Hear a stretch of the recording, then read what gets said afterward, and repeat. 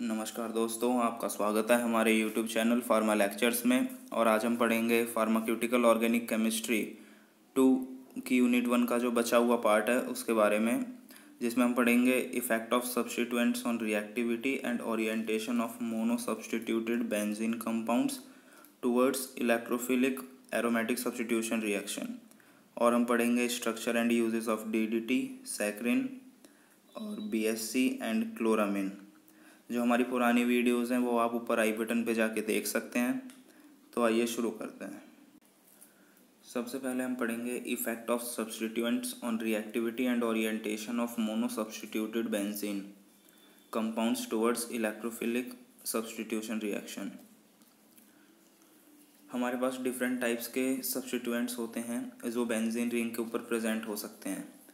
ये जो सब्स्टिट्यूएंट्स होते हैं ये या तो ऑर्थो पोजीशन पे प्रेजेंट हो सकते हैं या पैरा पोजीशन पे या मेटा पोजीशन पे। इनकी पोजीशंस के बेसिस पे ही इन्हें क्लासिफाई किया जाता है ऑर्थो पैरा डायरेक्टिंग और Meta directing substituents towards electrophilic aromatic substitution reaction. इन्हें क्लासिफाई करते हैं हम। कुछ सब्स्टिट्यूएंट्स ऐसे भी होते हैं जो रेट ऑफ रिएक्शन को बढ़ा देते हैं, मतलब कि रिएक्टिविटी बढ़ा देते हैं रिएक्शन की, और कुछ होते हैं जो रिएक्टिविटी को कम कर देते हैं। तो उसके बेसिस पे भी सब्स्टिट्यूएंट्स को क्लासिफाई किया जाता है एक्टिवेटिंग और डीएक्टिवेटिंग। सबसे पहले आता है इलेक्ट्रॉन रिलीजिंग ग्रुप। जो इलेक्ट्रॉन रिलीजिंग ग्रुप होते हैं, मतलब इलेक्ट्रॉन रिलीजिंग उनके नाम से ही पता चल जाता है कि वो इलेक्ट्रॉन को लूज़ करेंगे। इलेक्ट्रॉन लूज़ करेंगे तो बेंजीन के पास इलेक्ट्रॉन्स बढ़ जाएंगे, इलेक्ट्रॉन रिच हो जाएगा जो हमारा रिंग सिस्टम है, बेंजीन है जो, जिसकी वजह से वो एक्टिवेट हो जाएगा towards electrophilic aromatic substitution reaction. मतलब उसकी रिएक्टिविटी बढ़ जाएगी और रिएक्शन का रेट भी बढ़ जाएगा। Reaction will occur at faster rate in this case. और ये जो ग्रुप्स होते हैं ये ऑर्थो पैरा डायरेक्टिंग होते हैं, मतलब कि ऑर्थो और पैरा पोजिशंस पे प्रेजेंट होते हैं। ये पैरा पोजीशन जैसा कि आप इस स्ट्रक्चर में देख सकते हैं बेंजीन के में, फर्स्ट और 4 पोजीशन के जो कार्बन है वहाँ पे अगर कोई ग्रुप अटैच हो तो हम उसे पैरा पोजीशन पे बोलेंगे कि ये ग्रुप पैरा पोजीशन पे अटैच है। और ऑर्थो पोजीशन होती है 2 और 6 पोजीशन। हाइड्रोक्सी ग्रुप और एल्कोक्सी ग्रुप ये स्ट्रांगली एक्टिवेटिंग ग्रुप्स होते हैं। ये एक्टिवेट करते हैं रिएक्शन को स्ट्रांगली। और फिर आते हैं अमीनो ग्रुप और एल्काइल ग्रुप जो वीकली एक्टिवेटिंग होते हैं। ये रेट ऑफ रिएक्शन को बढ़ाते हैं पर उस एक्सटेंट तक नहीं बढ़ा पाते जितना हाइड्रोक्सी और एल्कोक्सी ग्रुप बढ़ा देते हैं। नेक्स्ट है हेलोजन्स। हेलोजन्स डीएक्टिवेटिंग ग्रुप होते हैं। एक एग्जांपल देख लेते हैं, नाइट्रेशन रिएक्शन ऑफ एनिजोल। ये हमारे पास एनिजोल है, ये भी एल्कोक्सी होता है। एल्कोक्सी ग्रुप हमारा पैरा पोजीशन पे अटैच है, जैसा कि आप देख सकते हैं। OR यहाँ पे O तो रहेगा और R की जगह कोई भी एल्काइल ग्रुप हो सकता है, मिथाइल, इथाइल, प्रोपाइल, ब्यूटाइल, कुछ भी। जब एनिजोल का रिएक्शन होता है HNO3 नाइट्रिक एसिड से एसिटिक एसिड की प्रेजेंस में CH3COOH, तो ऑर्थो और पैरा नाइट्रो एनिजोल बनता है। मतलब जो नाइट्रो ग्रुप होता है वो ऑर्थो पोजीशन पे जाके अटैच होता है या फिर पैरा पोजीशन पे। एनिजोल में जो मिथॉक्सी ग्रुप होता है OCH3 वो प्रेजेंट होता है। वो एक एग्जांपल है इलेक्ट्रॉन रिलीजिंग ग्रुप का।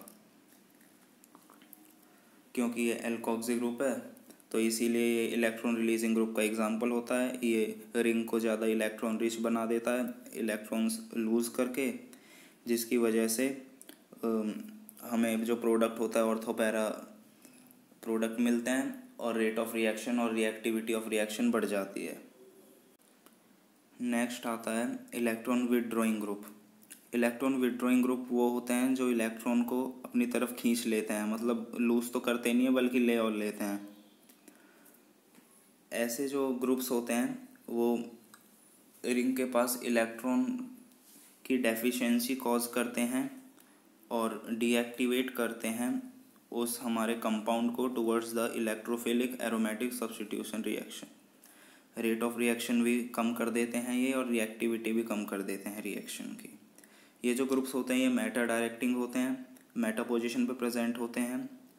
थर्ड और फिफ्थ कार्बन एटम, जैसा कि आप डायग्राम में देख सकते हैं, थर्ड और फिफ्थ कार्बन एटम पे जो ग्रुप प्रेजेंट होगा उसे हम मेटा डायरेक्टिंग ग्रुप बोलेंगे। मेटा डायरेक्टर्स देख सकते हैं आप, NO2 CHO COR SO3H CN और ये COH कार्बोक्सिलिक एसिड, ये स्ट्रांगली डीएक्टिवेटिंग ग्रुप होते हैं। एग्जाम्पल देख लेते हैं, nitration reaction of benzoic acid.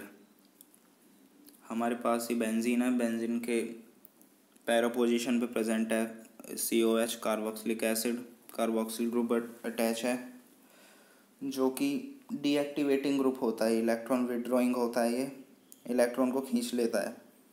तो ये HNO3 के साथ जब रिएक्ट करता है H2SO4 सल्फ्यूरिक एसिड की प्रेजेंस में 100 डिग्री सेल्सियस टेम्परेचर पे, तो ये तीनों पोजीशन वाले हमें प्रोडक्ट देता है ऑर्थो पैरा मेटा। पर जो ऑर्थो पोजीशन वाला होता है वो 18% ही मिलता है, और 80% मिलता है हमें मेटा पोजीशन वाला प्रोडक्ट, और 2% मिलता है पैरा पोजीशन वाला। तो हम जो मेजर प्रोडक्ट है उसे मेटा पोजीशन वाले को कंसीडर करते हैं, क्योंकि वो 80% है।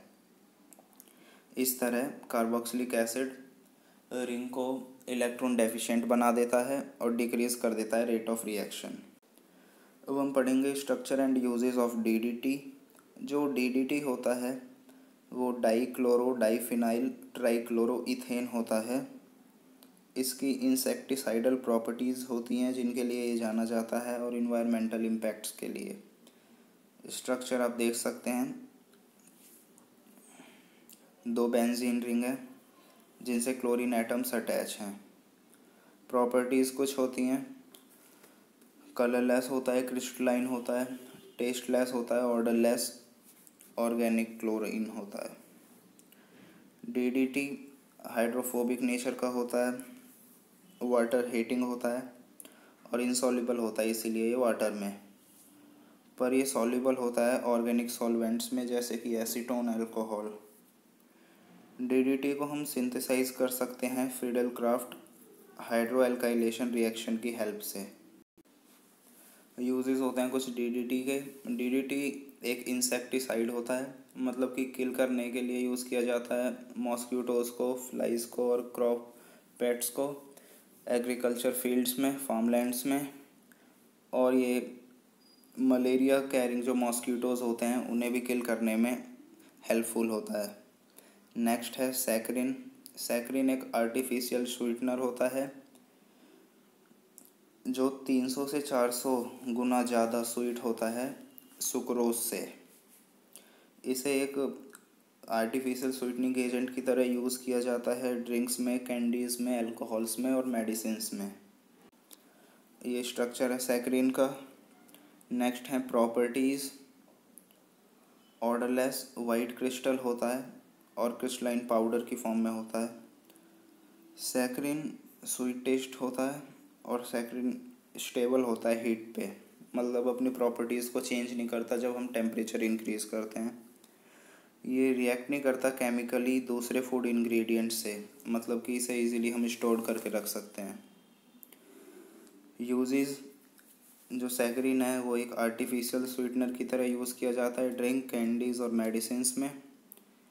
टेबल टॉप स्वीटनर की तरह भी यूज़ करते हैं, और विटामिन सप्लीमेंट्स में भी ऐड किया जाता है सैकरिन को। नेक्स्ट है structure and uses of BSC। BSC होता है बेंजीन हेक्साक्लोराइड, जिसे सबसे पहले सिंथेसाइज किया था माइकल फेराडे ने 1825 में। जो IUPAC नेम होता है BSC का, बेंजीन हेक्साक्लोराइड का, वो होता है 1 2 3 4 5 6 हेक्साक्लोरोसाइक्लोहेक्सेन। स्ट्रक्चर आप देख सकते हैं। नेक्स्ट है प्रॉपर्टीज़।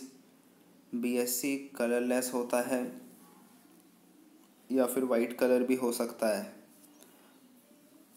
और क्रिस्टलाइन सॉलिड की फॉर्म में ये एग्जिस्ट करता है। मॉलिक्यूलर वेट होता है 290, और फ्लेमेबल नहीं होता एयर में। और वाटर के साथ ये रिएक्ट भी नहीं करता। ऑर्डर इसका होता है मस्टी ऑर्डर। यूजेस होते हैं, इसे यूज़ किया जाता है ट्रीट करने के लिए लाइस और स्क्रैबीज को, पर इसके कुछ साइड इफ़ेक्ट्स भी हो सकते हैं। लिंडेन लोशन को हम यूज़ करते हैं ट्रीट करने के लिए स्क्रैबीज। लिंडेन BSC का ही दूसरा नाम है। इसे हम किल करने के लिए भी यूज़ करते हैं जो स्मॉल इंसेक्ट्स होते हैं, माइट्स, जो स्क्रैबीज कॉज करते हैं। लिंडेन को हम यूज़ कर सकते हैं पेस्टिसाइड रेजिस्टेंट भी, पेस्टिसाइड को किल करने में भी। Structure and uses of chloramine. जो क्लोरामाइन होता है वो एक गैसियस कंपाउंड होता है जिसका केमिकल फार्मूला है NH2Cl। क्लोरामाइंस को यूज़ किया जाता है डिसइंफेक्टेंट्स के लिए जो ट्रीट करते हैं ड्रिंकिंग वाटर। डिसइंफेक्टेंट्स मतलब कि माइक्रो ऑर्गेनिजम्स से फ्री करना हो अगर किसी भी नॉन लिविंग मटेरियल को, उसे हम डिसइंफेक्टेंट बोलते हैं। स्ट्रक्चर आप देख सकते हैं इसका। नेक्स्ट है प्रॉपर्टीज़ क्लोरामाइन की। ये एक कलरलेस से येलो कलर का लिक्विड होता है कि ये कलरलेस या येलो कलर में एग्जिस्ट कर सकता है। पंजेंट ऑर्डर होता है, सॉल्युबल होता है वाटर में, अल्कोहल में और ईथर में। ये अनस्टेबल होता है हीट के लिए। टेम्परेचर बढ़ाएंगे तो प्रॉपर्टीज़ की चेंज हो जाती हैं। और क्लोरामाइन को हम हैंडल करते हैं डाइल्यूट एक्वस सॉल्यूशन में। यूजेस, ये एक डिसइंफेक्टेंट की तरह यूज़ किया जाता है और ये प्रोटेक्शन भी देता है हमें, मतलब प्रिवेंट करता है बैक्टीरियाज की ग्रोथ लार्ज स्टोरेज टैंक्स में। तो दोस्तों इस वीडियो में बस इतना ही। अगर आपको वीडियो पसंद आई हो तो वीडियो को लाइक करें, शेयर करें और चैनल को सब्सक्राइब करना ना भूलें। धन्यवाद।